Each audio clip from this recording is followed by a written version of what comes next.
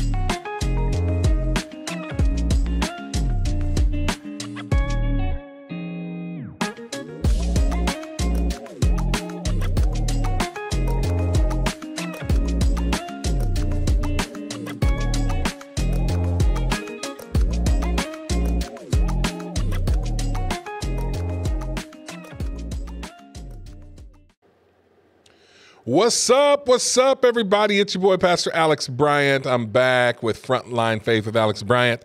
And even bigger news, and this is for you, Mom, the man, the myth, the legend. He is back on the production board. Matthew Frizzell. That's what you guys know. That's his professional name. I call him Frizz. What up, Frizz? You back? We back, baby. You back? So, yeah, you were sick under the weather the other day, but you're back. You got your big old smiling face with your Grizzly Man beard going on there. Out there, man, it's getting warm, though. That's true. You got your St. Louis Cardinal Blues shirt on right there. So, man, I'll tell you what, this warmer weather, I'm ready for baseball. I really am. There it is. You know, the Blues in the hockey team hasn't been really performing up to expectations, so I'm ready for some Cardinal baseball. I mean, it is what it is. So let me tell you what's going to happen today on Frontline Faith with Alex Bryant. We got a great show, a couple guests that we're going to have in. Former state senator Holly Thompson Rehder, she's going to be joining us here in about 15 minutes. We'll find out what she's up to. We'll talk about a bill that she tried to carry the whole time she was in the legislature there, and it's being picked up now, and hopefully that bill can go through. It deals with teenage marriage, and we'll tell a little bit about her story. I'm excited to talk to former Senator Holly Thompson Rehder, so we'll have her on. And then obviously top 3 stories of the day. We got to go into them. I got 3 of them for you. Maine schools, they're trying to defy President Trump. They're saying, no, we're still going to allow boys to compete with girls. Wouldn't want my kids in sports up there in Maine. I mean, because that's getting crazy. And then Joy Reid, this is a couple days old. I got some thoughts on it. She was fired. You're fired at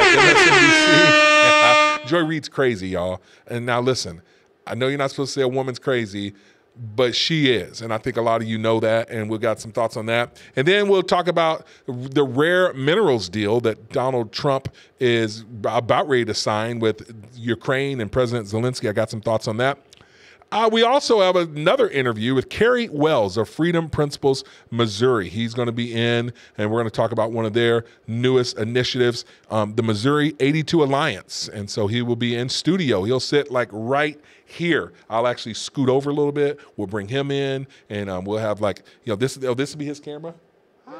So that's when Cary comes in. Frizz is on it today, dog. And so we'll do that. And then what people are talking about, we always got that. There's some good stuff on that. So let's dive into this. I got some thoughts in our first opening section. Let's get after it. Here's what's the big deal. What's the big deal? Opening news story.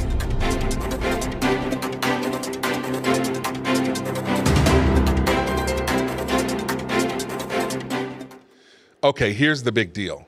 Gold card citizenship. Okay, Trump is at it again, people. This dude, I'm telling you what, I'm all for it. He's coming up with ideas like nobody's business. He's got this new idea that he pushed out, the gold card citizenship. Now, before I even had details on it, I got some friends, I'm not going to say their names, but they always hit me up, people that have Trump derangement syndrome. You know who you are if I'm talking about you right now. You know who you are. And I told you I was going to talk about you. I'm not going to say your name, but you know you have TDS to the nth degree. Before I even heard the story about what it was all about, Trump comes up with this idea of gold card citizenship. And my friend is texting me going, can you believe this? He's selling it. He's selling us out to the highest bidder. And, you know, some people are going to say that because no matter what Trump does, some people are just not going to like it. You know, you got lovers, haters, and you know wannabes, but some people are just not gonna like him, what he's doing. Now, I just got a call, Amy Daly, she's just now calling me on my phone. Amy, I'm doing my program. Why are you calling me? Frontline Faith with Alex Bryant. Unless you want to be on the show, don't call a brother between 9 to 11. You're going to go back and listen to this and go, ooh, yeah, I gave you a shout out though, Amy Daly down in Florida. Okay, so my friend, he's texting me about this whole gold card citizenship, this and that stuff, and you got to dive into it. You may not have heard what it is. Let's explain it, and then I'm going to give you some thoughts on it. I'm going to open with this little video right here. We're going to be doing something else. It's going to be very, very good. We're going to be selling a gold card. You have a green card. This is a gold card. We're going to be putting a price on that card of about $5 million, and that's going to give you green card privileges plus. It's going to be a route to citizenship, and wealthy people will be coming into our country by buying this card. They'll be wealthy, and they'll be successful, and they'll be spending a lot of money and paying a lot of taxes and employing a lot of people. And we think it's going to be extremely successful. Never been done before, anything like this, but it's something that we're going to be putting out over the next, would you say 2 weeks, Howard? Do you want to say a couple of words about it? Sure. People with TDS are losing their mind at Trump selling citizenship to so-called wealthy people. It's a brilliant idea, though. And I want you to listen to how it could all work. You know, basically, people or companies that want to sponsor people to come here and work. So Trump realizes, I don't know if you guys know this, but did you know that there's like 300,000 Chinese students that are in our colleges here in our country? Just let that number sink in, 300,000. China has basically been sending their students over here to get a great education, and then a lot of them go back and they work in China. Now, a lot of those students, when they come here, they want to stay here. They're becoming doctors, lawyers. Like, these are high-end people. They're in colleges. They only get master's degrees, doctoral degrees. China. So what Trump is saying is people that do that, these people, these oil tycoons from Saudi Arabia, all these Middle Eastern countries, a lot of different people. I know people from Ghana who've come here, black and brown people who are engineers, who are architects. These people come here. They go to our colleges. A lot of them are competing on our track teams and this and that, and they want to stay here. They want to start their businesses here, but we don't have their student visa runs out, so they got to go back home. And then they go back to their country and they have to work for their government, who takes advantage of them, who basically takes all their money. They start these businesses. Some of these businesses are worth billions of dollars. And so Trump has this idea, why don't we find a way for these people to stay in our country? So he's talking about these gold card citizenship. And that's the idea. So basically, people will have to invest about $5 million in our country in exchange for citizenship, either them or their business. Now, some more details on this video, because Trump, during this last clip that I showed you, it's like a little presser at his desk. He's got one of his guys on his team that's going to explain it even more. So check this out. We're going to be doing something else. It's going to be Even fraud. For that gold card. yeah, exactly. So the EB-5 program was really, you lend some money, but it was full of nonsense, make-believe, and fraud, and it was a way to get a green card that was low-priced. So the president said, rather than having this sort of ridiculous EB-5 program, we're going to end the EB-5 program. We're going to replace it with the Trump Gold Card, which is really a green card gold, so they'll be able to pay $5 million to the U.S. government. They'll have to go through vetting, of course. We're going to make sure they're wonderful, world-class global citizens. They can come to America. The president can give them a green card, and they can invest in America, and we can use that money to reduce our deficit. Why do we give out lotteries of green cards? Why do we give out EB-5 for green cards? The President of the United States understands that the right answer is, why don't we eliminate the deficit of the United States of America instead? The gold card, well, millions, but the gold card will bring in with it people that create jobs, very high-level people. I think companies will pay to get people in. For instance, you today graduate from the Wharton School of Finance or Harvard or Stanford or any college, and nobody knows if you can even go to work for a company. So Apple and all these companies that want to get people to be working for them will be able to buy a card, and for the people that are number one in their class at top schools, I see that as one of the things. But generally speaking, it'll be people with money and people that create jobs, and they won't have to pay any tax on income outside of the United States, which they're not paying right now. They're not citizens, but they'll have to pay if they create jobs in the United States. They'll pay full taxes like everybody else. So you're getting big taxpayers, big job producers, and we'll be able to sell maybe 1 million of these cards, maybe more than that. And if you add up the numbers, they're pretty good. As an example, 1 million cards would be worth $5 trillion. $5 trillion. Wow.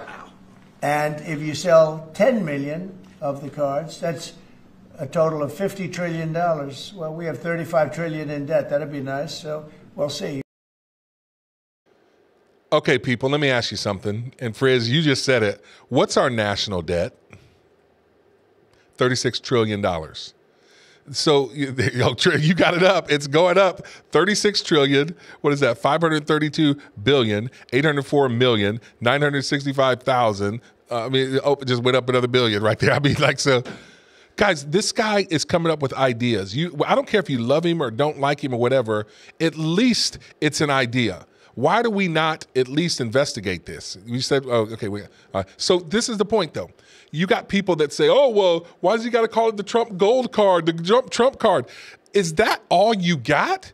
The dude comes up with a brilliant idea to try to tackle our debt, and you're crying about he wants to name it after himself? Of course Donald Trump is going to put his name on it. He puts his name on everything. What's the problem? If you are going to help us pay down our debt, it's a brilliant idea. It's a brilliant idea. This is why I like the guy. He comes up with ideas. This is stuff that nobody ever is talking about. He's talking about, we have a debt that we're talking is going to be saddled to our kids, and we know that people want to come to America. It's a great country. Companies want to come over here. They want to sponsor people coming over here. And he says it, if we sell 1 million of these gold cards, 1 million of them, that's $5 trillion. And he even goes on to say, he's like, I don't even know if we can sell that. Maybe we sell 1,000 of them. I guarantee he's going to sell some of them.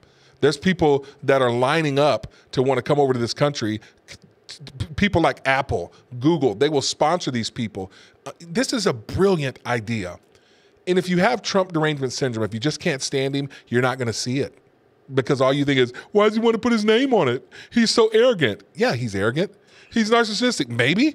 But the guy has ideas, and he's thinking about our country. He's thinking about trying to tackle this debt. And why not take some of this oil money from these suckers over there in the Middle East, Saudi Arabia, Qatar, United Arab Emirates, who want to come over here, who want to start their businesses over here? Why not take some of their money and say, if you want to start your business over here, you got to pay for it. Other countries pay for citizenship. You go to Singapore, you got to pay for citizenship.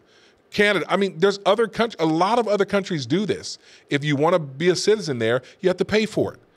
And, what's the issue with this? Guys, stop throwing stones at this brother and, casting aspersions at him, everything he does and everything he says, and looking at petty little jump. Why has it got to be the Trump gold card? Why are you whining like a little bitty baby? Great idea. Let's at least explore it. That's what I got to say. That's the big deal. That's what's up. Hey, listen, we have joining us We're going to go to a sponsorship, our Planet 417. Now, I want to tell you, that's how you can listen to our show. That's where you can watch us at. Download the app, planet417.com. That way you can listen to it on the radio. You can listen to it in your car. It's just an app, planet417.com. Go to the App Store. You can listen to Frontline Faith with Alex Bryant Tuesdays and Thursdays from 9 to 11. A lot of you have been saying to me, where can I find you at? I was at breakfast with the guy the other day, and he's like, where's this new streaming show? Well, we are streaming on Facebook. It's going to be, we post it to our YouTube. It'll eventually be on X. But right now, the best way to watch us is planet417.com. You go there to that website, or you can download the app. You can watch us live, or you can watch it later on, however you want to do it. But Planet 417, they're also one of our sponsors. We're going to get to our sponsor, and then when we return, we're going to be back with former State Senator Holly Thompson Rehder.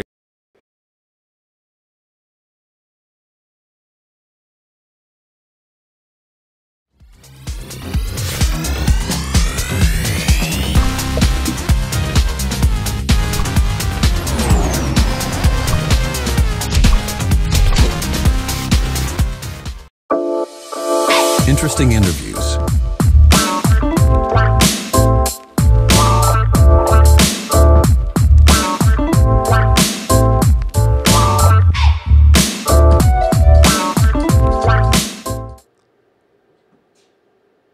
All right, welcome back to Frontline Faith. We have joining us right now on the line is Holly Thompson Rehder, former state senator, Holly Thompson Rehder. Senator Rehder, it's good to talk to you again. How are you today? I'm great. It is so good to see and talk to you. I love that you're doing this. Well, thank you so much for joining us. Okay, I got to ask you, you're former state senator, but what do I call you? Like, what do we call you? Former senator, still Senator Rehder? I mean, what's your official title? Because I want to show the respect. Well, you call me Holly. You know that.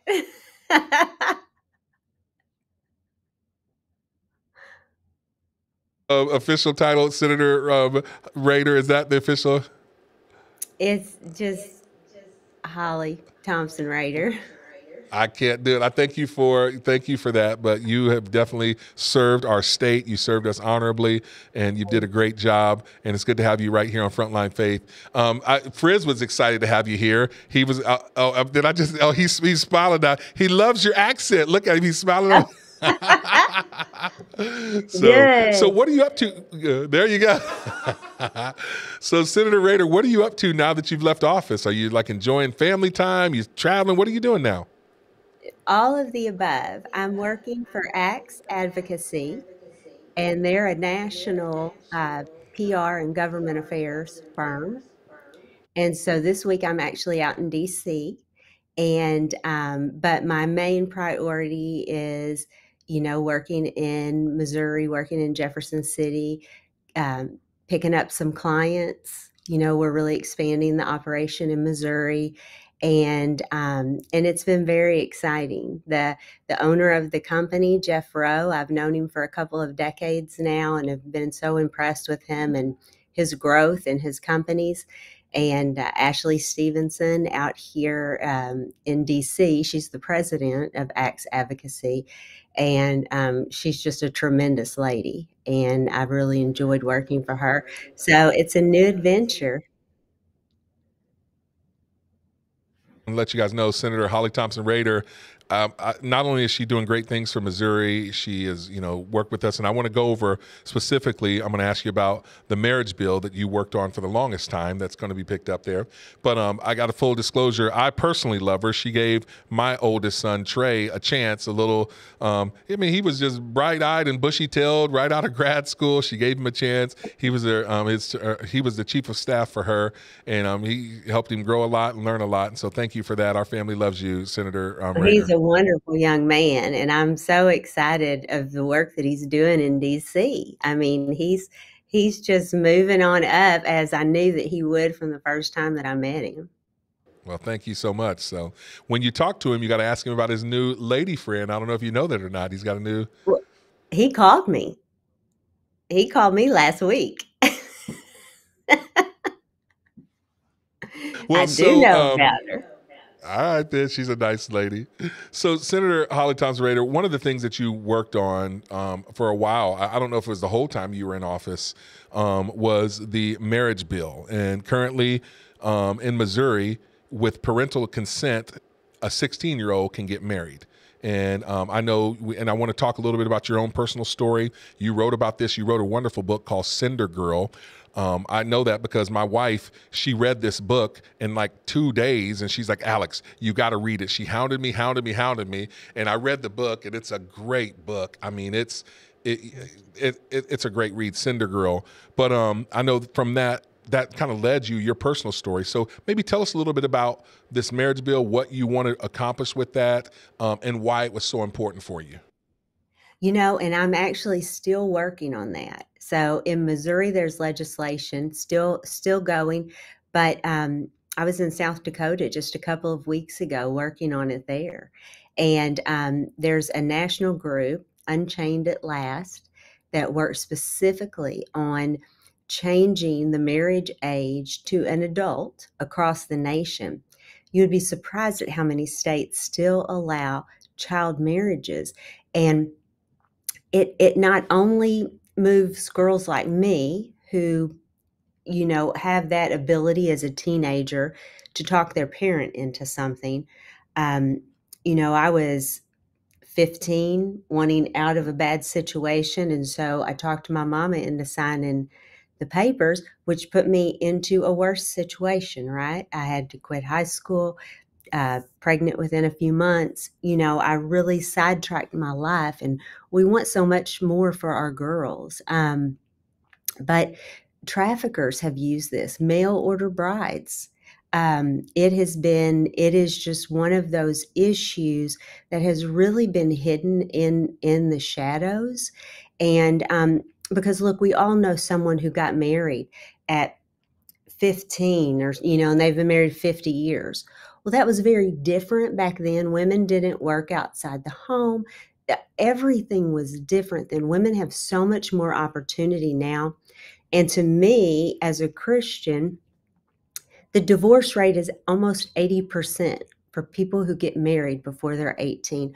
Why do you want to set your child up for failure with something that is so hard to begin with, And we don't want kids under 18 to vote. Why would we want them, sign them up for a lifetime commitment? It is impossible to get your head around when you think about those things. And we have. Can I just say this? Let me just say, when you're saying this, my daughter is 15. Right. I can't even imagine. Like, she's a child still. She comes to me with, what am I going to wear for basketball? And my cell phone. Can I get Snapchat? If she came to me, can I get married? Like, how? It blows my mind. Right. Wow. It should. And so many girls just don't have that parental strength in their home. I didn't. My mother struggled with mental illness. She was in abusive relationship after abusive relationship, and I just couldn't take it anymore. So I talked her into letting me marry my 21-year-old boyfriend, and that's many girls' stories. But we have also found that traffickers are really using this loophole in states like Missouri to come in and be able to marry these girls and give citizenship to some bad people. And so coming over into America. And so we've got to get this fixed. We've got Senator Rick Bratton and Senator Tracy that are working together as Democrat and Republicans, working together to get this passed. We have a representative in the House in the Missouri House that is working. Both bills are moving, and we've had, great meetings. The speaker is all in favor of it. And so that's a big plus. Last year we got it out of the Senate with, I believe, only one no vote. And so I really feel like this year will be the year. and Senator Tracy McCreary. I'm sorry, I just gave her first name a minute ago, but I think this year will be the year. And we just really, marriage is hard, and it's something that it's an adult decision. Certainly, like I said, we don't want kids to vote, under 18. That's a 4-year decision. So I think we can get this done in Missouri this year. So as it stands now, and I pulled it up, here's the current law, just for those that are wondering. And we're talking with former State Senator Holly Thompson Rehder. She worked on this bill. Her story, and I want to go into your book and your story even a little bit more here in a moment. But she got married when she was young. She just shared with us when she was 15, she was in a bad situation with her family, her mom, and she talked her mom into letting her marry their 21-year-old boyfriend. And I mean, some people would look at you, Senator, and say, well, it worked out for you, but I know, because I read your book, there were struggles along the way. I'll be honest, there's times I'm reading your book, I'm like, should I be reading this? Because hey, as the brothers would say, you got raw with it. You were real, girl. You know what I'm saying? That's right. But that's all I am. But from your experiences, your wisdom has led you to believe that just because you ended up making it out of that situation, just because some other people does, that's not wise for other people. And as it stands right now, the law in Missouri, currently no marriage license shall be issued in Missouri for individuals under 16 years of age or issued when one party to the marriage is under 18 years of age and the other party is over 21. So that's like, if your boyfriend was 22, even if your mom's consent, you couldn't have gotten married. That's what I'm hearing it say, right? And so right. Additionally, no marriage license shall be issued if any party to the marriage is under 18 years without parental consent. So what this bill and what you guys have been working on is this act that Senator McCrary is working on and Rick Bratton, it wants to repeal those provisions, and no marriage license shall be issued in Missouri for individuals under 18 years of age, period. That's what you wanted to go right. to. Right. And your wisdom has led you to that. And to sign a legal binding contract, you have to be an adult. So why would we allow marriage to be any different? We have clerks in the, I'm trying to think of the county, but it's around the Kansas City area, that came and spoke to me and said, Holly, you have no idea how many situations that I know are not good and certainly should be illegal coming in, that because of our laws now, that I have to issue a marriage license. And because they're right there at that Kansas City airport hub, he said, we get the lion's share of it. And he was happy to help in any way that he could to get this bill passed last year. But, we didn't have the House on board, and we had a lot of the members on board. We didn't have the Speaker on board to get it brought up and let us get it voted out. And, everything kind of went off the rails. And but I think this is going to be the year. And Senator, because we've talked about this on the radio, your bill, and I know Trey was helping you work on it. And here's the thing. There's even some of our local representatives, our local senators, it's hard for them because they're like, well, my grandmother, my great-grandfather, they got married and it worked out for them. I want you to talk on this because, like you said, it was different back in the 50s, the 60s, when you had a farm, you just didn't have the exposure to things. Life was different back then. Kids, they matured a little bit sooner. Absolutely. I mean, women couldn't have their name on a bank account. Like, they couldn't have their own bank account. They couldn't buy a house by themselves, I mean, that, and that hasn't been that long ago. That is how different things are today. The majority of women didn't go on for higher education. We have so much more opportunity now.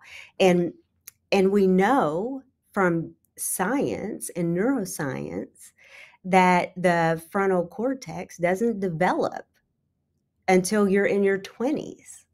So to allow any of this before you're an adult, I think is just, it's setting your child up for failure. my husband and I made it 7 years.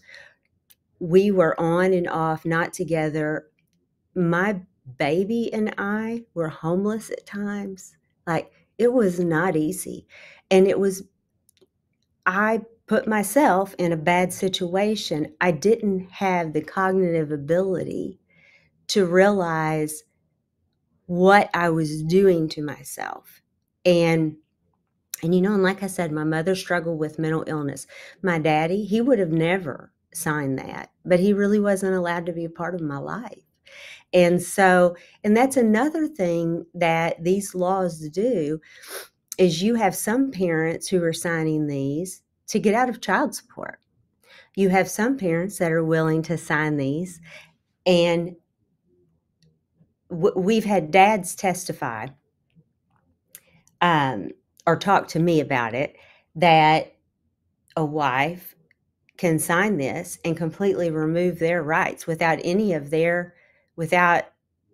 the father approving it all, and so you can have one parent effectively take away the rights of the other parent. I mean, it's what's the harm in waiting?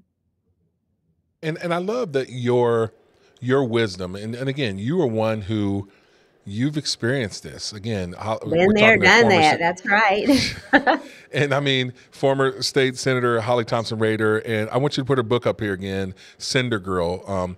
You talk about that. You talk about some of the successes, the failures, and the hardships. And not only that, but you're very vulnerable with how it's affected even your kids, and Right. and now that wisdom is helping you say, hey, I want to fight for these vulnerable, the least of these.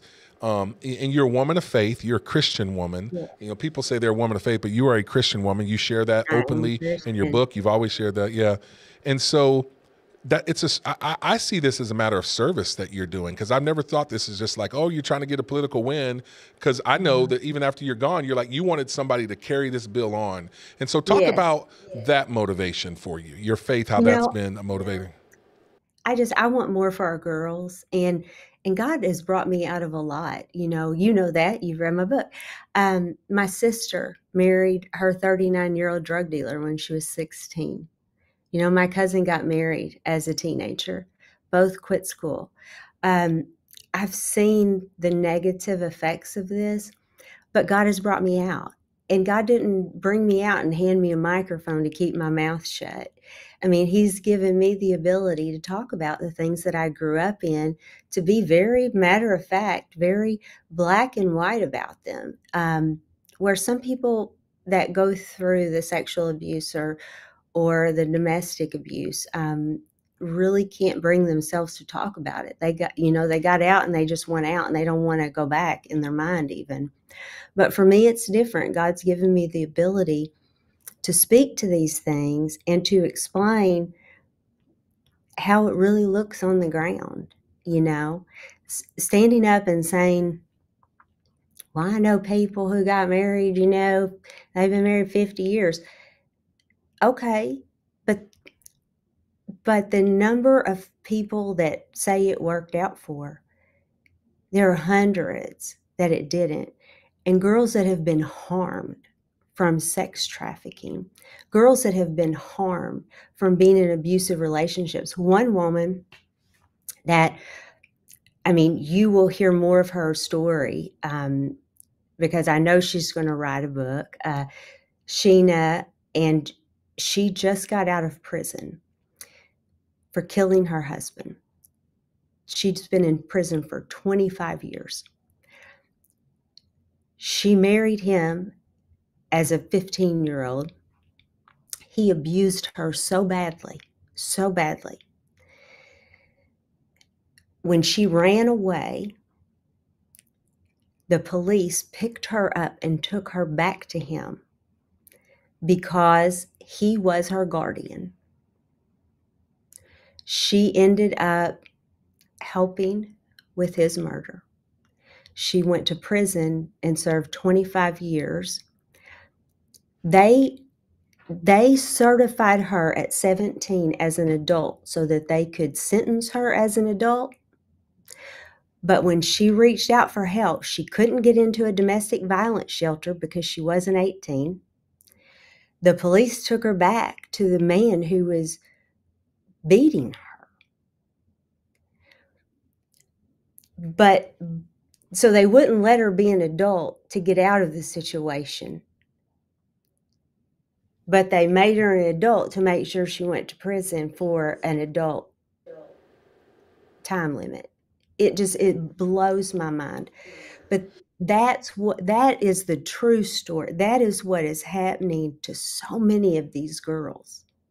They're not good situations. That just has to break your heart, and that's I'm thankful that you are fighting for these girls, and I want you guys to hear this. I mean, you think, oh well, it's just a couple people. Well, according to a study from the advocacy group Unchained at Last, just a couple years ago here in Missouri, there were over 8,000 young ladies that are married to these young women that are under 18 that are having parents sign them off to be married. I mean, and so now you're talking about them being trafficked, and I want you to talk a little bit on this, Senator Rehder, because you're not just saying just Missouri now, you're looking outside of Missouri. It sounds like you're taking this fight across the nation. Is that what the goal is? You want a national marriage law? Would that be the end goal for this? It would. That would absolutely be the end goal. Unchained at Last, they worked with me in Missouri, and then they asked me, they said, if we could, get you to come tell your story in some of these other states that we're working in, maybe, because they do this nationally.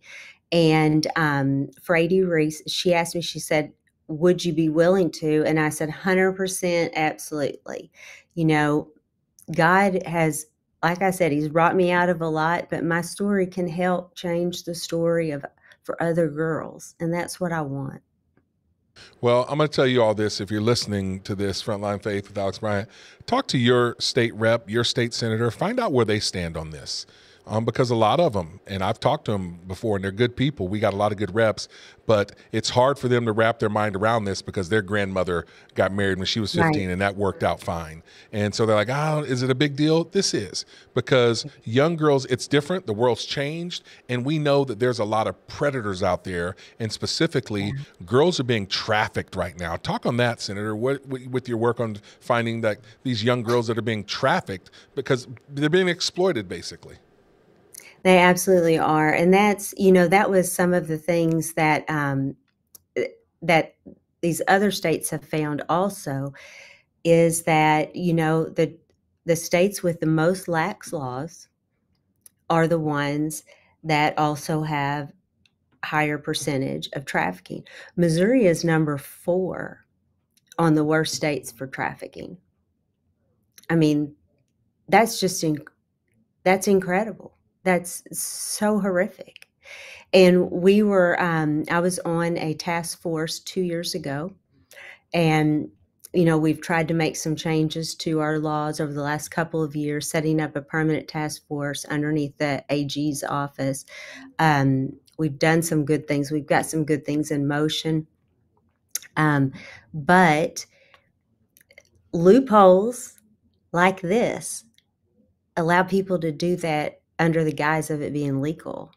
And so often these girls are afraid to say anything. Their parents have been paid, so they can't go home.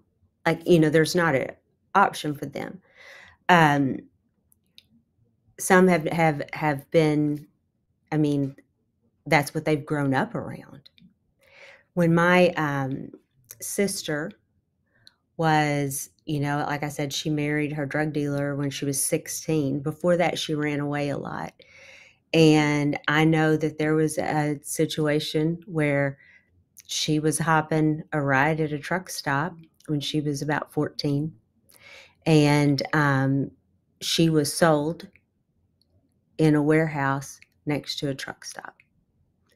She ended up running away, getting away. But this is real life. This is real life for a lot of America. And the problem that I found, and not anyone's fault, but the problem that I found is that you have the majority of people who are elected they've just not seen this, right? They've not experienced it, been a part of it. So when I got to the legislature years ago and started serving in the House, that was one of the first things that I found. And that was when God really prompted me in my spirit to write my book, because I was getting so frustrated with just the words that were being used. And, here I moved over 30 times between my 3rd grade and the beginning of my 10th grade when I had to quit school. When things would go south for Mama, we'd hop a Greyhound bus and go to the next place. That was normal life for me, but the people I was serving with didn't really understand poverty. They'd never been in it. They'd never gotten out of it. Some had never been a teenage mama, had never been homeless. I was pregnant and homeless at 15. My sister was an addict by the time she was 16. I grew up around drugs. I grew up in sexual abuse, domestic violence. These are the things I could speak to. And it was like God was just telling me, Holly, you can't fault people for not knowing what they just don't know, not understanding what they don't know. Put a face to it. Give them the real stories. And as you said, my book is very raw. I don't know. I'm just an honest person, and I'm so thankful of all that God got me out of. It's like, shoot, I'm gonna tell all He's done for me until my last breath.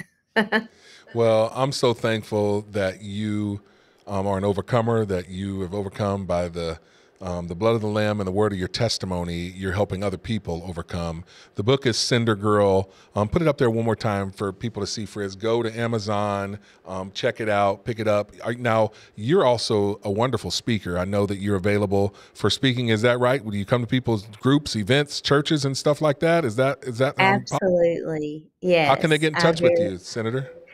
You can go to my website, hollyrehder.com.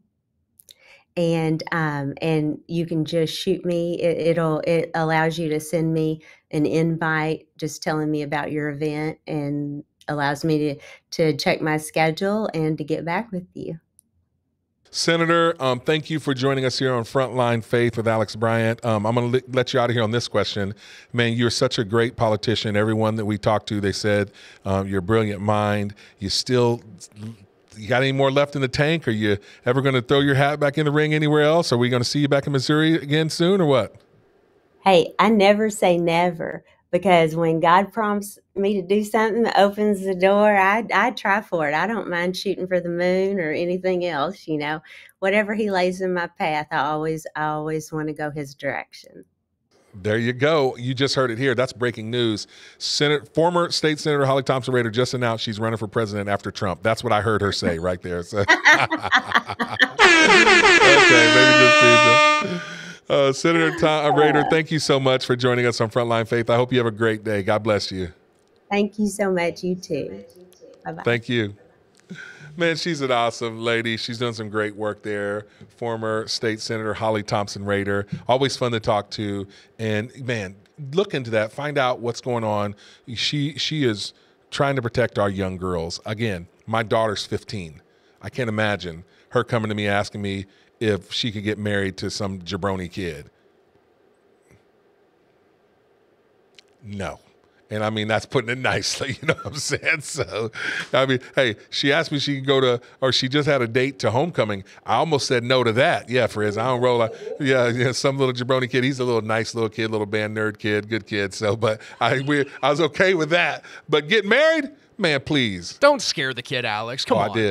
I did. When he came to the house, I don't have, I didn't have any gun. I didn't pull that out, but I pulled out my Thor hammer. So when he came to the door, I was like, what's going on? So, I was afraid you're going to pull out like a 12 gauge or something and really scar the kid. Hey, big black dude ain't pulling out no gun on no little white kid. So that's how I roll. So, hey, let's do this. We got a lot more Frontline Faith with Alex Bryant. We got the top stories of the day, and we still have, we got an interview with Cary Wells. He's with Freedom Principles, Missouri. He's going to be joining us in studio. We'll talk about Missouri Alliance, Missouri 82 Alliance. And then we'll get to what people are talking about. So stick around right here on Frontline Faith with Alex.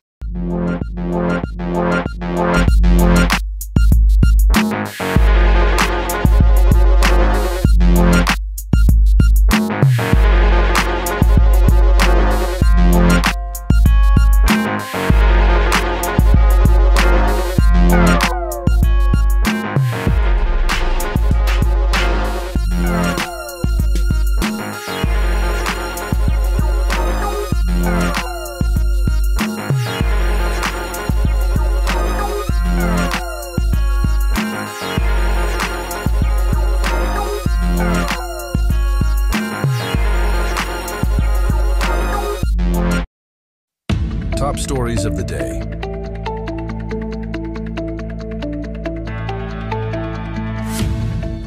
All right, we got a couple of top stories, a few, because a few is three of them that I want to point your attention to. The first one is this: the Trump administration, they're investigating Maine and the schools there, the schools up in Maine, because they're continuing to allow males to compete in girls' sports. Now remember, Trump signed an executive order saying that across the land, in the United States, there's only two genders, male and female. Either you stand up to pee or you sit down to pee.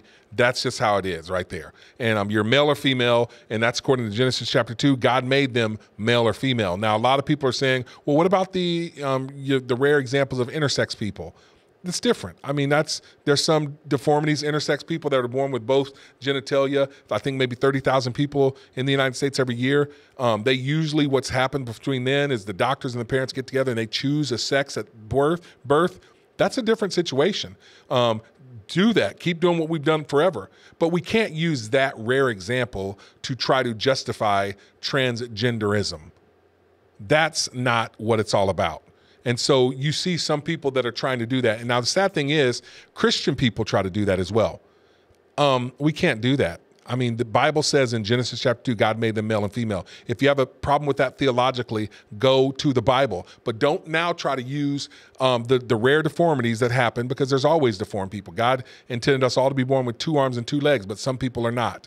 I mean, there's always deformities, and we try to get them prosthetics, and we try to help them, people that are born with those deformities to improve their lifestyle. But we can't now try to justify transgenderism where people are trying to change their sex. They're saying that I'm born in the wrong body and I'm attracted to this or that. That's not what God intended. And so Christian people, don't fall for those politically correct social justice games. That's all they are. It's not a social justice issue that people who believe that they're transgender should have inalienable rights in the United States and this or that. No, I'm with Vivek Ramaswamy. I think, I think that when people, when they suffer from, transgender dysphoria, it's a mental illness because it's just not biblical theologically. It's not scientific. If you are a man, you were born with a penis. If you're a woman, you're born with a vagina. Men produce sperm. Women ovulate. They have babies. Scientifically, you can't change that. And then common sense. I mean, common sense. You stand up to pee or you sit down to pee. Like what? Don't try to sell us on something because now you have a social justice message that you know someone who believed or felt like they were born in the wrong body and your heart went out to them. I know people that feel that way, and I listen to them and I talk to them and I empathize with them, and then I deliver truth to them. You may feel that way. I don't understand it because I don't feel that way, but there are other people who feel the way you do. But that is a feeling, and that is not truth. It's not scientific. It's not religious. It's not common sense. You are the gender that you were born with. And now let's help you try to be able to accept that, to move forward with that. And again, most of the time we're talking to kids, 15, 16, 17, 18-year-old. These are kids. They're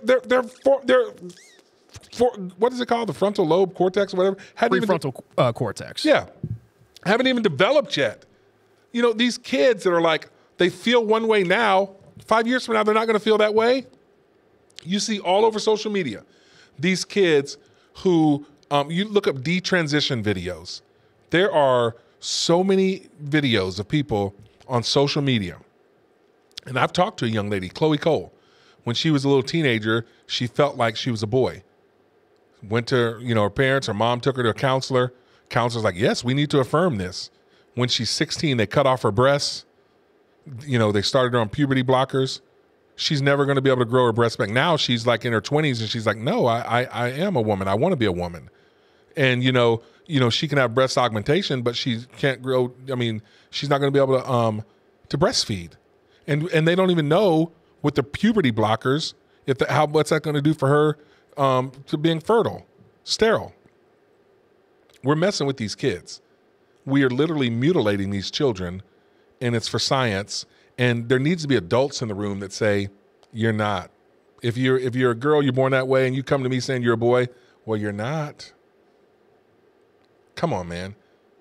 Young boys that are having their penises cut off, it's stupid stuff. So anyway, I can go on for that with ever. But now, Maine School District number 51 and the state's Department of Education, they're accused of defying President Trump's executive order to protect women's sports by continuing to allow boys who identify as females to compete in girls' interscholastic athletics. Trump has said that's not going to happen. Trump said, I'll cut off your funding. The governors were at the White House, and Trump called out the governor of Maine. He's like, hey, is the governor of Maine here? And she's like, yeah, I'm here. He's like, hey, I understand you're not going to abide by the executive order. She's like, well, we're going to follow state and federal laws. And he's like, I wrote the federal law. I signed the executive order. Comply or we're going to take your tax money from you. It's ridiculous that Maine is still trying to do that. So the U.S. Department of Education's Office for Civil Rights, they sent a letter to the Maine Department of Education Commissioner, Pinder Macon, and they announced the Title IX investigation into the state agency. In the letter, the Federal Education Department informed the Maine Department of Education that allowing males to compete in girls' sports is considered a violation of federal anti-discrimination law. We don't want boys competing with girls. It's not fair. It's not right. They're stealing scholarships. They're stealing medals. They can, in some sports, they can hurt them. The guys that are playing basketball against girls, guys that are males playing volleyball against girls, spiking the ball in the girls' faces. It's not right. You can hurt them. And then also, it's not fair to swim against them, to run track against them, stealing their medals and their scholarship money. So this follows reports that the Greeley High School in Maine continues to let a male student compete as a girl. So Trump's on it. Trump's on it. Here's a second top story of the hour. Joy Reid. She is the host of her show on MSNBC. She was fired. You're fired. Check this out. I've been talking to so many people, but but also that my show had value, and that that what I was doing had value. And in the end, I'm sorry, I try not to cry on TV, and this is kind of like being on TV, so I apologize. And then it mattered. I see Karen is there, and she's been texting me as well. And so what I will just say is that in the end, thank you. Where I land is that the moment of guilt that I felt, that I went hard on so many issues, whether it was the Black Lives Matter issues of a young baby or a mom or a dad that was killed, or when we opened up people's eyes to the fact that Asian Americans were being targeted, and not just Black folks, or went hard for immigrants who've done nothing but come to this country like my parents did and try to make a life, and defended them, or whether we've talked about what the president is doing that is subversive to the Constitution, that is injurious to our liberty, defending books that people find inconvenient, that Nicole Hannah-Jones put into our spirit, that we need to understand 1619 as the real founding of this country, whether it's talking about any of these issues, and yes, whether it's talking about Gaza and the fact that we as the American people have a right to object, to little babies being bombed. And where I come down on that is I'm not sorry. I am not sorry that I stood up for those things, because those things are of God. Wow. So Joy Reid, she believes she was on the side of God. I don't see it. Now, why was her show canceled? Because her ratings were way down. She got way out there. She's a radical leftist. She had Trump derangement syndrome. She couldn't stand Trump. She was out to tear him down, everything he did, everything he said. She was often on the wrong side of a lot of these issues as well. Her opinions, her views, and she had her audience that went with her for a while, but then the audience woke up. The audience was like, wait a minute, you were telling us this guy's Hitler, that he's worse than Hitler, that he's an existential threat to the United States. that if he's elected, we may never have a chance to vote again. And then all of a sudden, when he gets elected with a great approval rating and, you know, wins the popular vote, wins the Electoral College, 52% of the people now approve of him.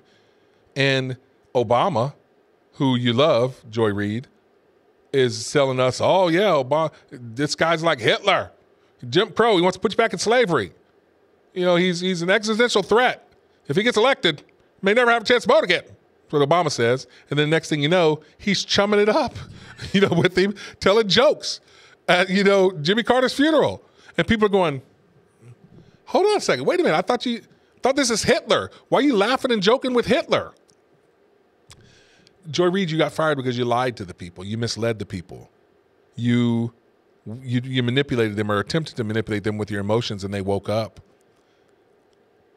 I'm not trying to be mean. You hate to see somebody crying over it, and I'm not saying that I'm happy that she was fired. Okay, but a couple things. You get what you get, and you don't throw a fit. I mean that, and you reap what you sow. You sow discord. Some of your even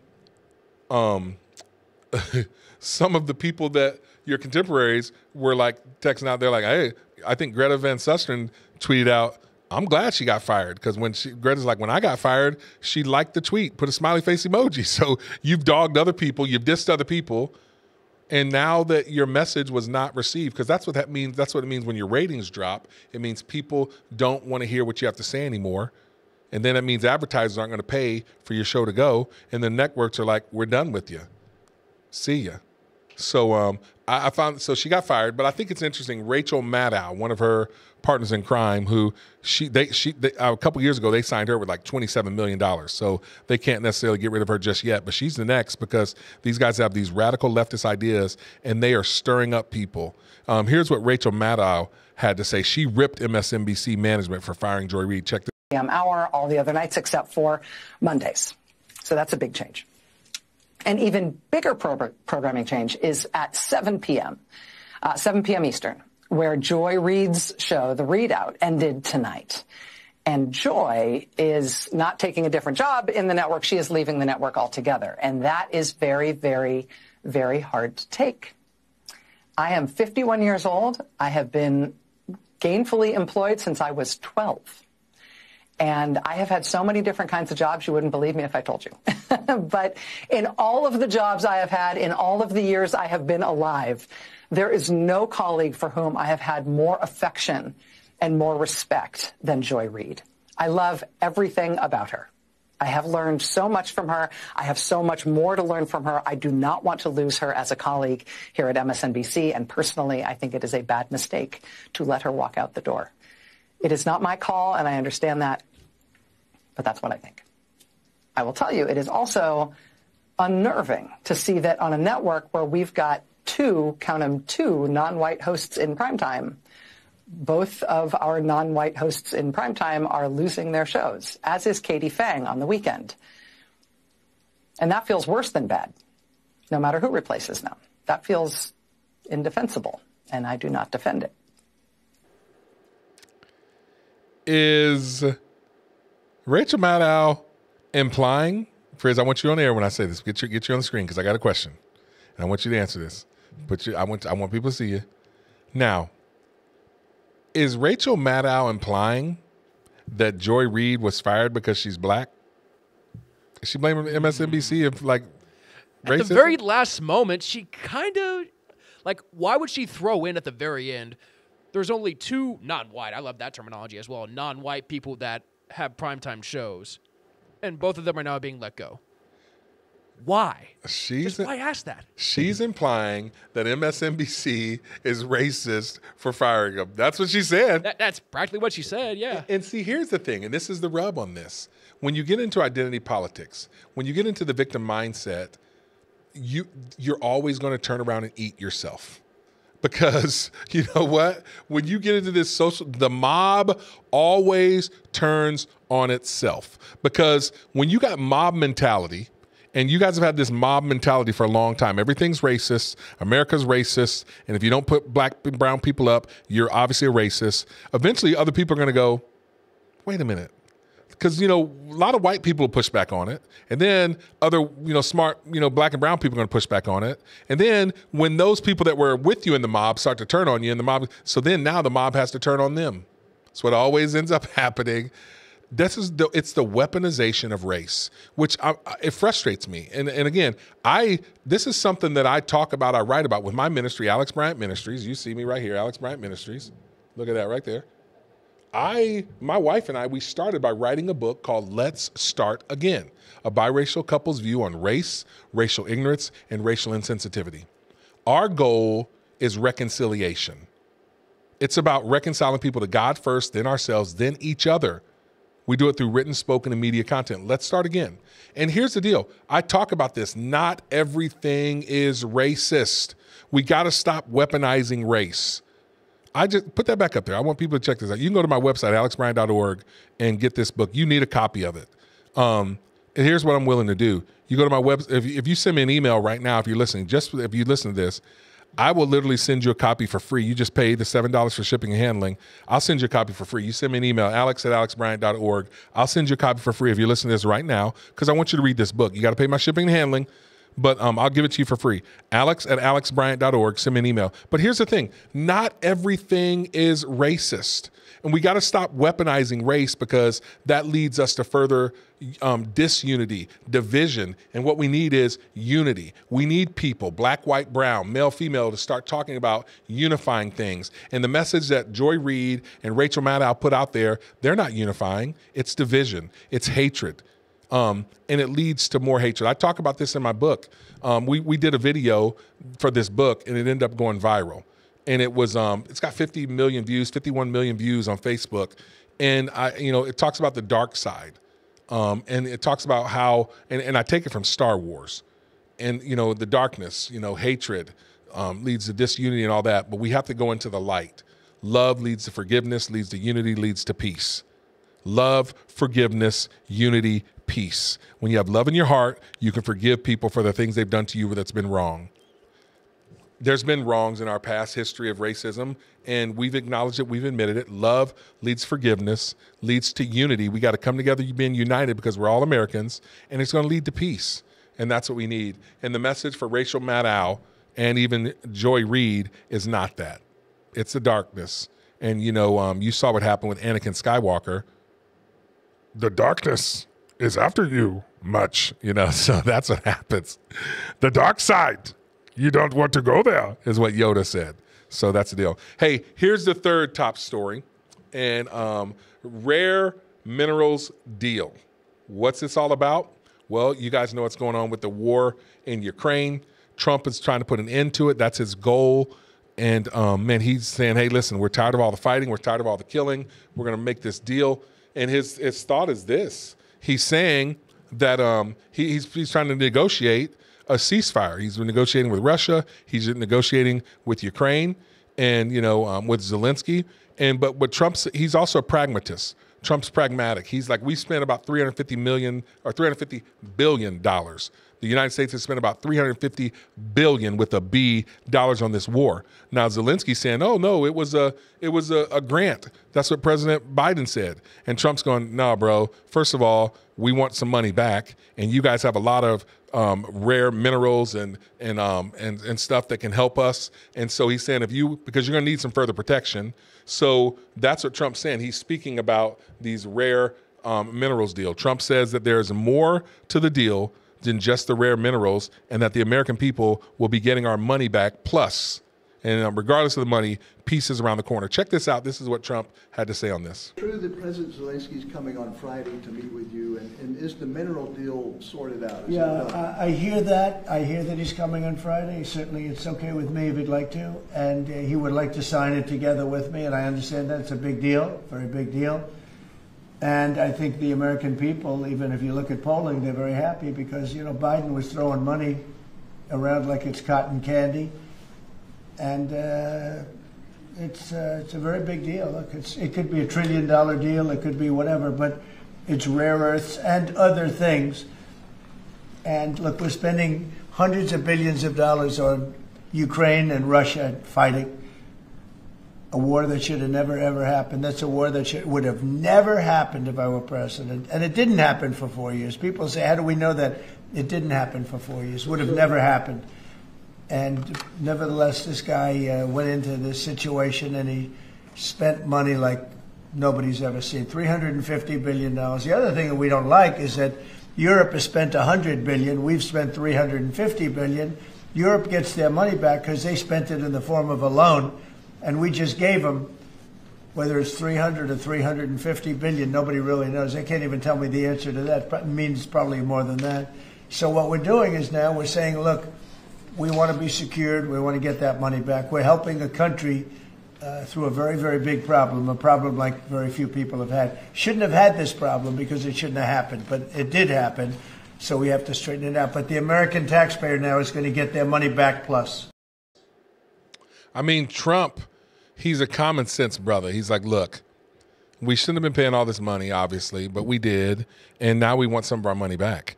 And over in Ukraine, they have some rare minerals, titanium, lithium, graphite, nickel, and cobalt. And so Trump's like, we're going to send some people over there. We'll mine this stuff. While we obviously do that, we'll protect our own American citizens. We'll have troops over there. But we're going to get some of this, and we got to strike a deal between what percent you guys get and what percent we get. You're going to have a presence of the United States over there, so Russia will not attack American citizens because we're part of NATO. It's just a win-win for everybody. This is why I like the brother. He thinks outside the box. The guy's coming up with ideas. Why are we just giving our taxpayer dollars to everybody to do everything? I shared with you before a couple weeks ago, we give money to 179 countries. Nah, bruh. Nah.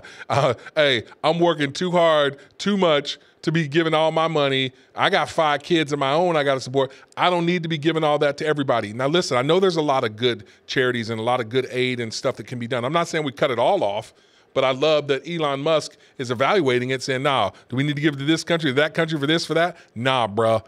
Save a brother some money. And so Trump is a common sense dude. That's what I like about the guy. He's saying, if you want our protection, if you want the United States to be over there, you want our weapons, you got to come up with something. It ain't no free rides all the time. The Biden gravy train is over. So that's what Trump's saying. Hey, that's all the top 3 stories of the hour. Let's get to, we're going to play our sponsors. We got Planet 417, and then I want to play my Will Worsham. He's one of our sponsors as well. And then we'll be back with Cary Wells. He is the Vice President of Freedom Principles Missouri. We're going to talk with him when he is here in studio about Missouri 82 Alliance. That's next right here on Frontline Faith with Alex Bryant.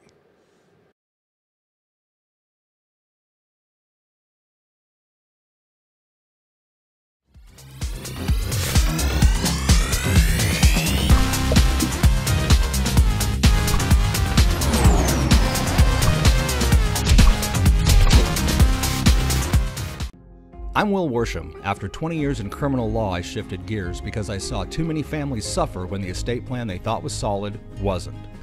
Parents thought they had it all taken care of, only for their kids to find out too late that they didn't. That's why I created Worsham Workshops, entertaining, informative sessions where families learn to avoid the most common pitfalls in estate planning. You don't have to leave your family's legacy to chance. Join a Worsham Workshop and see why so many families trust us with their legacy. Visit worshamworkshops.com or call us today. Interesting interviews.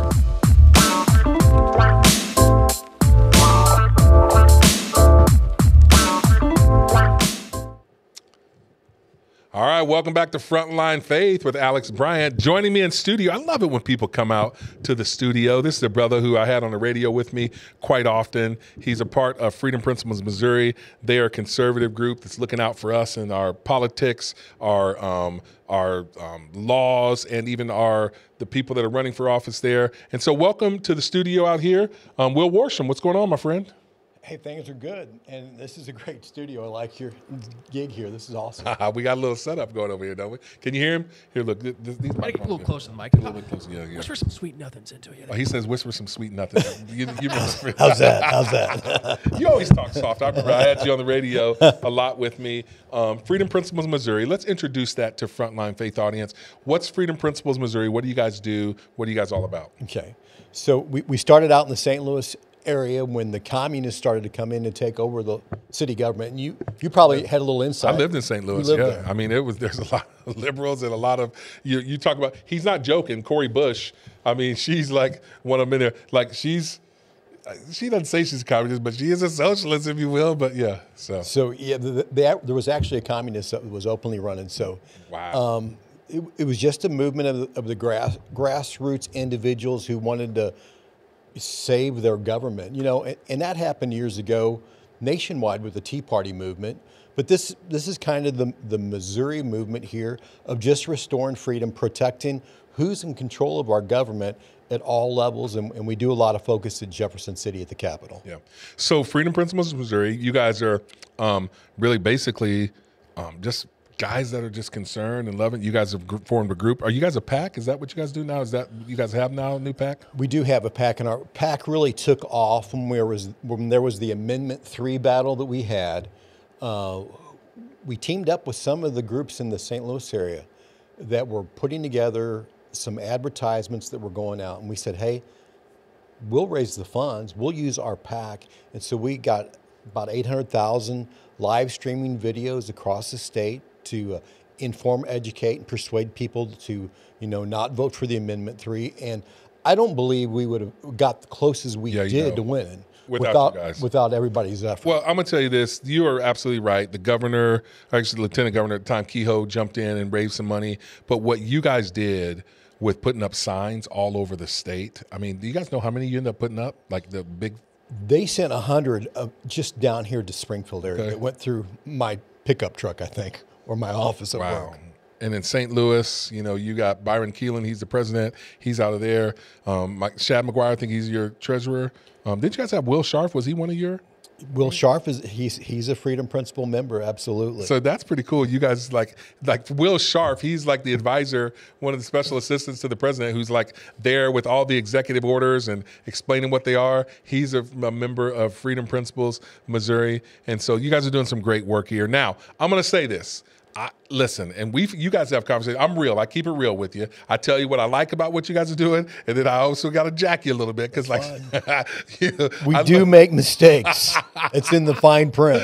But you guys got good hearts, and you guys are in it for the right reasons. And that's why I like to keep giving you guys time and energy and attention. And you're open to feedback. So you guys are now putting together, and I want to talk a little bit about this. It's Missouri 82 Alliance. Tell me, what is the Missouri 82 Alliance? Okay.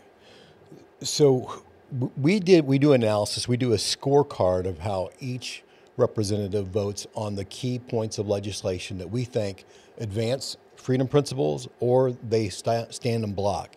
And again, Amendment 3, and this year, SJR 33 is one of those pieces of legislation that's going through that we think will be critical to fixing some of the wrongs that happened with Amendment 3. Now, a lot of people don't know SJR, so explain it, what the amendment is. So SJR 33, there's a few things there that is very critical when we look at it. It's done by Adam Schnelting. He's a state senator in the St. Louis area, and he basically wants to take all that vague language in Amendment 3 that opened it up to all kinds of evil and manipulation and abuse. He's saying, we're going to call some things out here, and we're going to do that through an SJR. Now, what an SJR does is that will put it on the ballot again in 2026 to right some of the wrongs there. And here's some of the things they're focusing on, is that it's going to protect some of the health provisions that were stripped away from women and children, okay? And then if there is a rape that someone claims they were raped, that will be an exception only if it is reported. Yeah. And it has to be reported 48 hours before they would do that procedure. So now it's my understanding that SJR 33 is going to simplify and just really make it more simple, that the ballot, because one of the reasons and the dissenters of this, and one of the reasons why we felt that bill even passed because it was just so complicated. It was so arduous. In Florida, they had a similar bill that was basically like 2 sentences. Ours was, how big was that bill they had? Like, I think it was over 15 pages. Yeah, you know, so they want, am I right in that? So basically you guys are working to help simplify this bill, get it in some simple language that the average person can understand. Absolutely. That stuff's important, and this is why I like what Freedom Principles and organizations like this do. Again, you know, and we're going to have some conversation about more on the Missouri 82 Alliance, but they're doing good work. It's definitely something that you should check out. Freedom Principles, Mo, yeah, he put up their website. Is it Freedom Principle, Mo, or Freedom Principles? FreedomPrincipleMo.org. Okay, so FreedomPrincipleMo.org. That's MO for Missouri.org. Go to it and check it out because this is an organization that some of you may identify with. You may want to be a part of it. There's memberships available. It's all over the state of Missouri. Just common sense brothers like you. One of my old football buddies, Shad McGuire. We've had him on the show before here. I had him on the radio a lot. He's the treasurer. I think you guys pay a little dues, and basically you guys pay to get it costs you money to do this, doesn't it? It does. That's what I love, and I joke about it and tease about it, but these guys are putting their money where their mouth is. They're saying these principles are important to us to protect life, to speak up for the sanctity of marriage being between a man and a woman, to say that there are 2 genders, male and female, to get rid of a lot of this critical race theory that teaches half of you, all the white people here, that you're inherent victims, and black people that are inherent racists, and black people are victims. These guys are standing up for our common sense conservative policies, and they're paying to do it. And so I like a lot of what you guys are doing. So let's continue to dive in to the Missouri 82 Alliance. So you guys are setting up a PAC, I understand. It's supporting the Missouri 82 Alliance, considered a PAC contribution. So how will the Missouri 82 Alliance reshape Missouri's political landscape? Let's talk about that. Okay. So right now we know that because of term limits, is that there's a group of senior legislators that go out every year. So that's about 30. And so we looked at those 30 seats, and 20 of them, they vote like the devil. And these are Republicans. I mean, they vote for all of the evils that we know that the progressive Democrats push. And so we said, what if we just focused on those 20 seats, and if we replaced those with legislators that are going to uphold the Missouri Republican platform, uphold and stand for life, what could we do within just 1 or 2 elections here in the state? And that's where the 82 comes in, because there's 163 legislators in the state. We are a Republican supermajority, but we are a conservative minority. So if we start chipping away at this, 20 at a time, each year, each election, every other year, then we believe that we could actually have a majority of freedom-loving conservatives in our state that will uphold the platform. And so this is where I believe there's a little bit of controversy. And you and I have had these discussions, and even with Byron, because it's one of my biggest fears is that we get into, you know, are you conservative enough? You're a rhino because you don't agree with the 15, you know, principles of this. I think there should be some core values and principles that we agree with, but then there should be some latitude.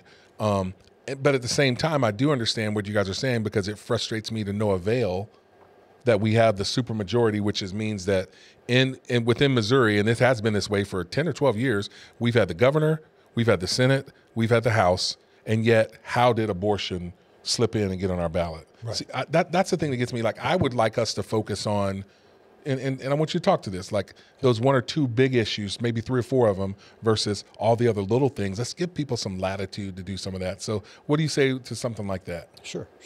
So our group's called Freedom Principles. So where do we start with? We start with the documents like Declaration of Independence. That's not in question. The preamble to the Constitution, it's not in question.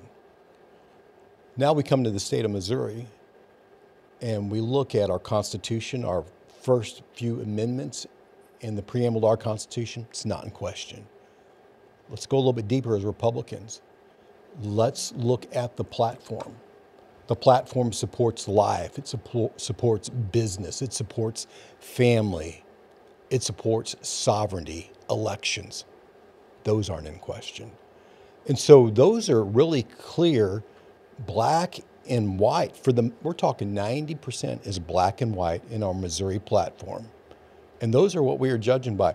The things that may be in the gray area, what kind of tax do we want? Do we want a fair tax or a state tax? We're not going to worry about that. But we're talking about the main principle, the Ten Commandments. You know, when we look and watch Jesus in the New Testament, he's guiding. He even simplified it more. He goes, hey, really, you know, here's two commandments I'm going to give you. Let's focus on these two, because those 10 commandments kind of all went back up to those two that Jesus said. So we're not looking to beat people over the head over these minute disagreements or distractions that are in the gray area. We're saying what's black and white.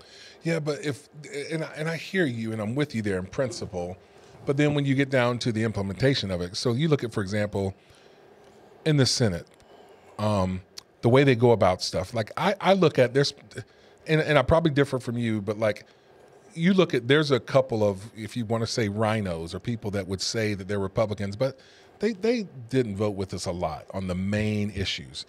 When you look at, you know, allowing abortion to come in on our state, they're playing some games on that. But then you have somebody like, and I like the guy, he's one of my favorite senators, Mike Moon, who he's opposed to a lot of things, like, say, for example, education reform, because of his understanding. He says he's a constitutionalist, and well, it doesn't fit. So you got now infighting on conservatives. We're not even making any movement on school choice or anything like that, because they're fighting over stupid stuff like that. So I want to say, how can we unify? How can we come together and move the needle versus you're a rhino, you're this, you're not. That's the thing that frustrates me if we start to do these tests of, do you really vote with us? What's your percentage of voting and stuff? So I ask you that. I'm going to give you, that's going to be the last time I'm throwing up. But what do you say to people like me and others that have that kind of mindset and view? I think it's transparency. I mean, we all lay out what our top priorities are. We vet those through our membership. And our members are the conservative leaders in the state. When you look at the state board on the Republican Party, almost 20% of that state board are members of the Freedom Principle.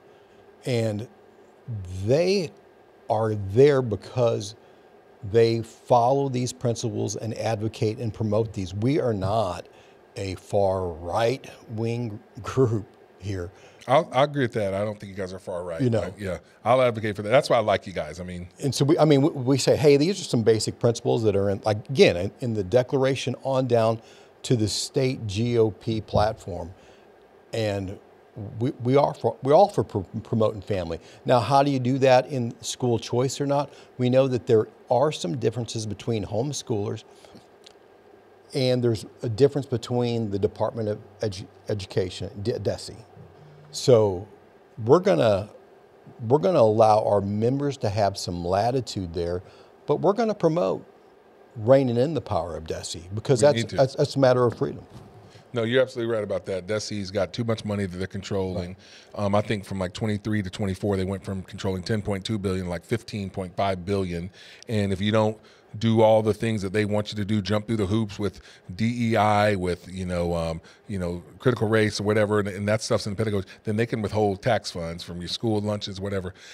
So no, I do like what you're doing there, and this Missouri 82 Alliance. So you guys basically want to do kind of like a vetting of the candidates for our primary races. That's basically kind of what you're kind of pushing for this. And not only vetting, but recruiting. I mean, we want to find the candidates, and we want to work hand in hand with the county Republican group, what they call them, the Republican Central Committee. We're going to work hand in hand with them, and we're going to be transparent, and we're going to be allowing people to participate who will embrace these principles. And so the end goal is obviously to get conservative candidates on the ballot, not only in the primaries, but then obviously we'll go into there. So I think that's an opportunity to weed out, maybe some of them. So that's the end goal, to get those conservative candidates. Absolutely. And then we should be able to get a stronger leadership in the House, Speaker of the House. And that's our goal too, is that we are moving legislation that's in line with principles of freedom. And so you talk about 20 maybe races at a time. How long do you guys envision this 82 Alliance taking?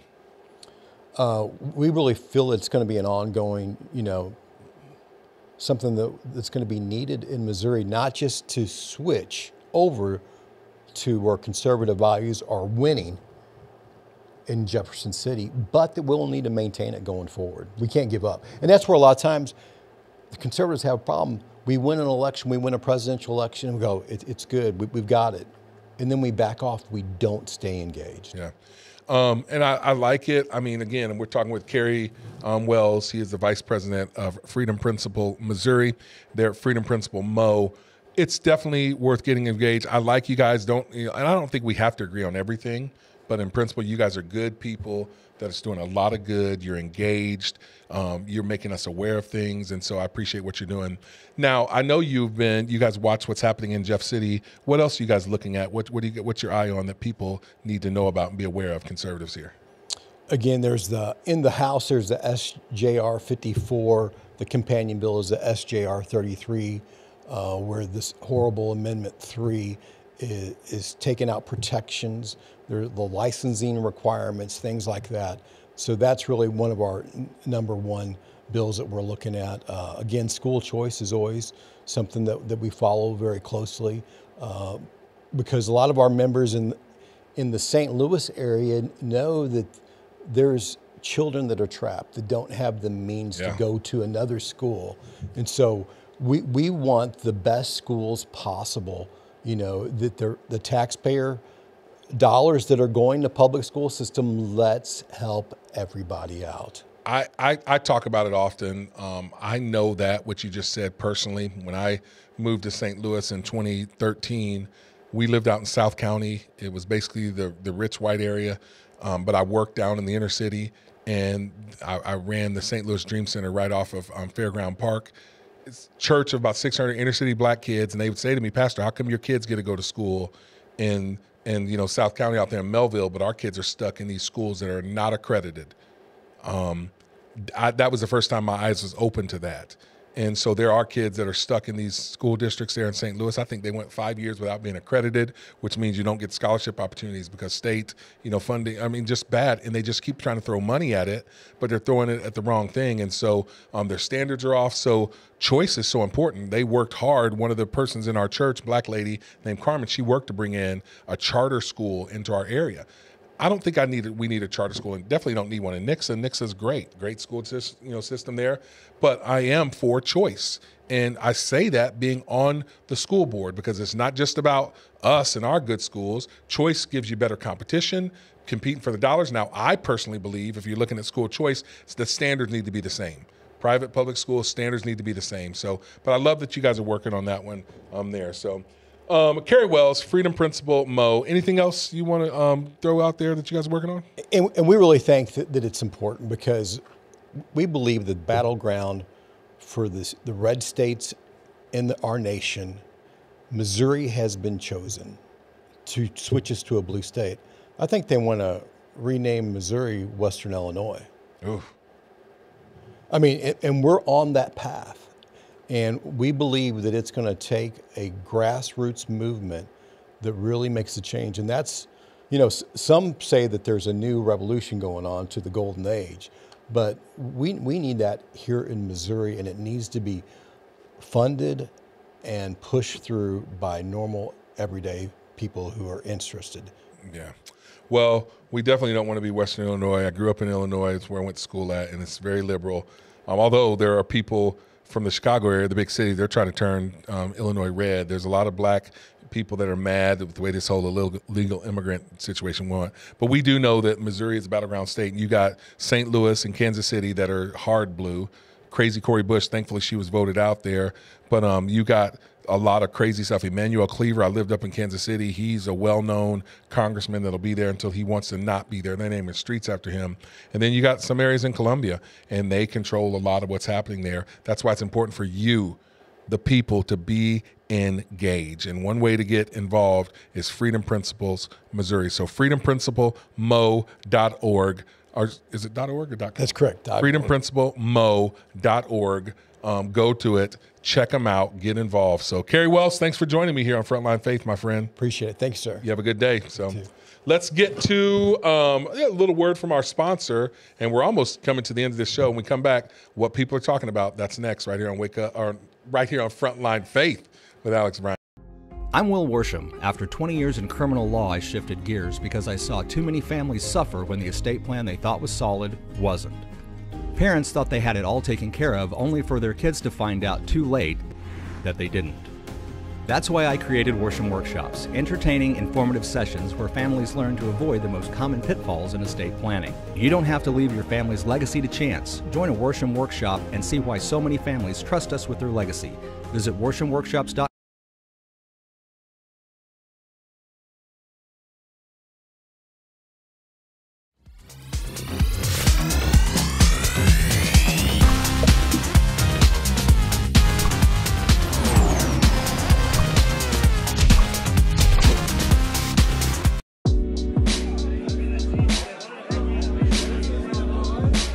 What people are talking about.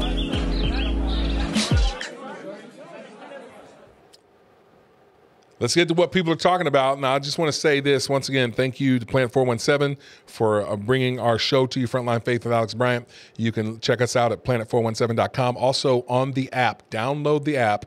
You get it at the Apple Store, wherever you get your apps from, planet417.com. Download the app so you can check us out anywhere you go. You can listen to us live Tuesdays and Thursdays from 9 to 11, or on your own whenever you want to. And then, of course, Will Worsham Law Firm. They are one of our sponsors. We're looking for more sponsors. If you want to sponsor us, let us know, alex@alexbryant.org. Hey, what people are talking about, I got a couple things for you, and we're coming down to the end of the show. Now, my mom sent me this story, and I like it. It's about, we're talking with Cary Wells from Freedom Principles about abortion and so on and so forth. Now, Planned Parenthood, evil, evil, evil organization. People don't like it when I say that, but I'm just telling it like I see it. They say, well, they're doing good stuff to help women and their reproductive rights, which is basically, abortion. But they say they're doing mammograms and all this other stuff for free, whatever. You're masking all that. You're selling the fetal tissue of these aborted babies. You're getting taxpayer dollars. A lot of times they're doing that. And it's an evil organization. But people are waking up to it. There's a story I'm going to show you here. It's about a 3-minute video on CBN News, CBN, and it's about Planned Parenthood, how they're facing a crisis because critics are some of their basically clinics, abortion clinics, are closing because people are accusing them and seeing the malpractice allegations. So check this story out. A bombshell report described the abortion provider Planned Parenthood as in crisis. A New York Times article cites botched abortions, failed procedures, and undertrained staff as the clinics struggle financially. As Charlene Aaron reports, the revelations mirror what pro-lifers have been saying for years. The report comes as Planned Parenthood clinics across the country are shutting down and facing a slew of lawsuits. Many say the future of the nation's leading abortion provider looks more uncertain than ever. The New York Times article highlights a number of complaints against Planned Parenthood, including the story of a woman who filed a malpractice suit after her experience at a clinic in Albany, New York. After undergoing a procedure for an abortion, she left, but later returned after experiencing severe pain.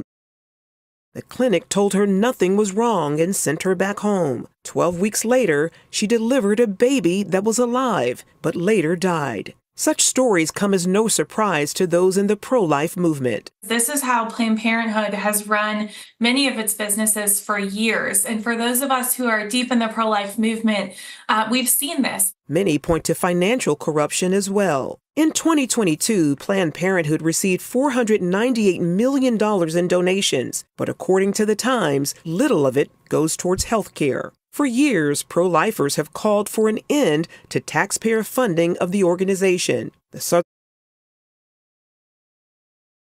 received $498 billion in our taxpayer funds, or was it $498 million? That's a lot of money. our taxpayer funds are going to Planned Parenthood. They say they don't use them for abortions. They use them for mammograms and staff, whatever. But money's fungible. If we're giving them our taxpayer dollars, all like $500 million, then they use their other money from abortions, you know, for other things. So it's like, yeah, they're saying, well, your taxpayer dollars technically aren't going for abortions, but it's going for the mammograms and the staff and the equipment, and the other money they raise goes for abortions. That's what's not right about it. So keep this story going. Southern Baptist Convention's Ethics and Religious Liberty Commission is renewing that push, urging Congress to defund the group under the new Trump administration. The American people should not be forced to subsidize an organization that profits from the deaths of innocent lives, reads a letter on the group's website. Katie Glenn Daniels of Susan B. Anthony Pro-Life America agrees. They've shown that they are not good stewards of our money. And there are millions of pro-life Americans and even millions of pro-choice Americans who say, I don't want my taxpayer money going to pay for abortions. The report also listed high turnover at Planned Parenthood clinics, lack of proper training for staff, and clinics in desperate need of upgrades and repairs. With a number of clinics closing, lawsuits piling up, and several states cutting Medicaid funding, some say Planned Parenthood may be losing its grip on the abortion industry. The writing should be on the wall. They receive $700 million in taxpayer funds. Planned Parenthood shouldn't be receiving a single dime in taxpayer funds. They are a corrupt abortion chain that should be shut down instead. Charlene Aaron, CBN News. So yeah, man, our taxpayer dollars should not be going towards abortion, because a lot of us, conservative values, conservative views, we don't agree with abortion theologically, morally, emotionally, whatever. And so, yeah, we should not have our money going to fund abortions of any kind.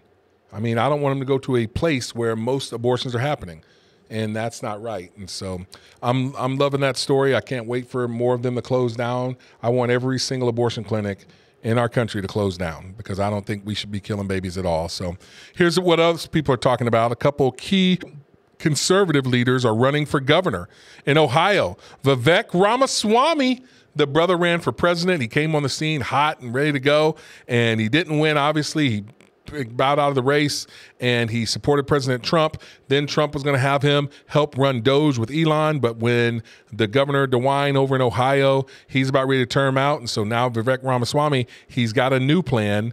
Check this out. I am honored to announce my candidacy to serve as the next governor of the state of Ohio. President Trump is reviving our conviction in America. We require a leader here at home who will revive our conviction in Ohio. And that is why today I am honored to announce that I am running to be the next governor of a great state at the heart of the greatest nation known to mankind, the state where I was born and raised, the state where Apurva and I raise our two sons today, a state whose best days are still ahead. I am honored to announce my candidacy to serve as the next governor of the state of Ohio. So there it is, Vivek Ramaswamy. You heard the announcement there. He is running for governor. I think he's going to win. I was asked the other day, do you think he has a good chance? I do, because he's got great name identification. He's from the Columbus area. The guy's got a lot of money. I mean, he was paying for his campaign a lot himself. Name ID is high. Ohio is one of those, it's not a swing state, it's red. And if you remember going back 15, 20 years ago, it used to be a swing state. I mean, it was one of the battleground states, but now they're very red, and he's one of the highest ranking, nationally known Republicans. And so that'll be a good springboard for him. If he goes there and gets some experience for, say, 8 years or so, or 12 years or whatever, I think that after Trump serves his 4 years, J.D. Vance has a inside road to the White House because he's doing some great stuff. But Vivek Ramaswamy, he's only in his mid-30s. He's got a great political future ahead of him. So that was Vivek Ramaswamy in Ohio. And then also in the state that I was born in, Florida, Congressman Byron Donaldson. He's announced that he's running. So check this one out. I mean, you got the support of President Trump. Where do you stand? Are you ready to make the plunge? Well, look, Sean, after a lot of prayer, a lot of thoughts with my family and my friends, I'm here to announce my candidacy to be the next governor of the great state of Florida. And Sean, we have a wonderful state. I got to Florida when I was 17 years old off of a Greyhound bus with just a trunk full of clothes. And over the rest of my time in Florida, I built a family. I built a career, 17 years in financial services. I joined the Tea Party movement, was in the conservative movement. I was able to serve 4 years in the state legislature, 4 years in Congress. And I think now is the time to now take the mantle and lead our state into the future. We've had a great governor. Ron DeSantis has done a tremendous job for our state. But now the job is to keep the best state in the country as the best state in the country. And so that's going to be the mission at hand. And I'm excited to announce my candidacy with you tonight. There you have it. Byron Donald's a good guy.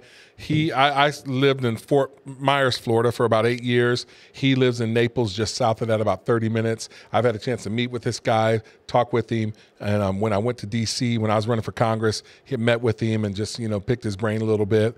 But, yeah, he's a rising star, and he's a congressman right now. Still, obviously congressmen, they can serve as long as they want, so he's not terming out, but he's looking for the next step for him. He's a young guy as well. He's in his mid-30s. And he said it there himself. He arrived in Florida at 17 years old on a Greyhound bus. I think he went there to play baseball at one of the state schools there. And he just had a trunk full of clothes, and he had a dream. And he's a unifier. He's a black man, mixed race marriage, and he sees the world differently. And that's a good thing. Naples is a very affluent, rich, predominantly white area, a lot of Latinos down there, and he's leading, he's hearing them, and he's got a lot of great things to say. And now he's running to be the next governor of Florida. So Ron DeSantis is going to be terming out, and so we'll see how that goes. So crazy stuff there. Those are two high-profile seats right there. I got to ask, since DeSantis is terming out, do you think he runs again in 2028? I do. I think he's going to try, and that's – I think that DeSantis, if this is the deal, had he not ran for president this time, I think Trump might have looked at him for a VP. J.D. Vance, he would have been, and then he would have had the next, even if he wasn't VP, he would have done his time in Florida. People would see what he's doing. His stock rose high. But there are people that didn't like that he went against Trump. Trump called him disloyal for a while, dissanctimonious. Remember that? And so MAGA doesn't like that. When you go against Trump, even like people like my mom, they're like, nope, he should stay his butt in Florida. That's what my mom says. They like it. So like Nikki, she's done forever. She stayed in the race way too long. The Trumpsters, MAGA will never forgive her for that. So her political career in the Republican Party's over. But I don't know if DeSantis is over, but I think J.D. Vance is the front runner right now because, he's going to start, the next president is going to start running in 2 years. Stop and think about that. You're talking about, the election was in 24. They'll start running in 2026, into 2026. All of 2027, and so that's where it's at. So we'll see. Hey, here's the final thing that I want to tell you that people are talking about, and I'm going to leave you with this cool video. Trump, he held his first cabinet meeting and had all his people in there, the ones that have been confirmed and still a couple of them that haven't been, and he took questions afterwards for about an hour from the press. Great cabinet meeting. I want you to see how his cabinet meeting started. Check this video. Say grace, and then we'll have our meeting, right? Thank you very much. Thank you, Mr. President. Let's pray.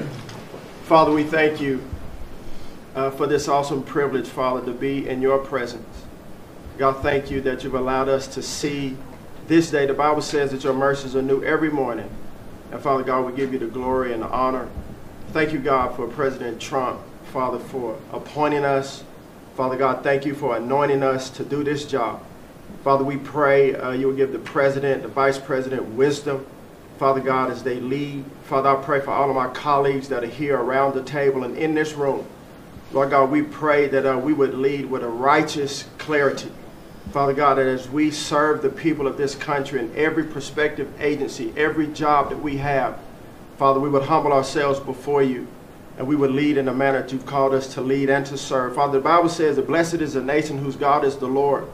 Well, Father, we today honor you, and in your rightful place, Father, thank you for giving us this opportunity to restore faith in this country and be a blessing to the people of America. And Lord God, today in our meeting, we pray that you will be glorified and our conversation. In Jesus' name, amen. Like, wow. We're talking about the President of the United States, his cabinet, and Trump says, hey, why don't you say a prayer for us? That was Scott Turner. He's the HUD secretary, the guy that's a born-again Christian. So I think he's a minister. But that's how they prayed. The man prayed to Jesus. Blessed is the nation whose God is the Lord. That's the Yahweh God. Guys, that prayer is not going to return void. And like people always say, well, Trump's not pastor in chief. He's not, I'm not saying that he is. I wouldn't want Trump to be my pastor. I'm not even saying the man's a Christian. Now, I'm not judging him. But I mean, the fruit, I don't know the fruits there as a Christian. But the man is surrounding himself with people who are born again, spirit-filled Christians who understand Jesus, God, the Lord, and they just said a prayer in the cabinet meeting to honor, glorify, and invite God to be in leadership. Marco Rubio, Pete Hegseth, they're there right in there. That's what's up. That's what's up. That's a big difference between Joe Biden hanging the pride flag from the White House, having this transgender ideology going out, trying to put God out of it. Now, again, I am not saying, I'm not into Christian nationalism. I'm not saying that God's fighting for our country, loves our country more than he loves any other country. I think that could be said of Israel. But I am a patriot who is also a Christian. I'm a Christian first, and I love it when our leaders are inviting God through prayer to be covering, leading, guiding everything that's happening. That's what's up. So hey, that's all I got for you. Frontline Faith with Alex Bryant. Thanks for tuning in.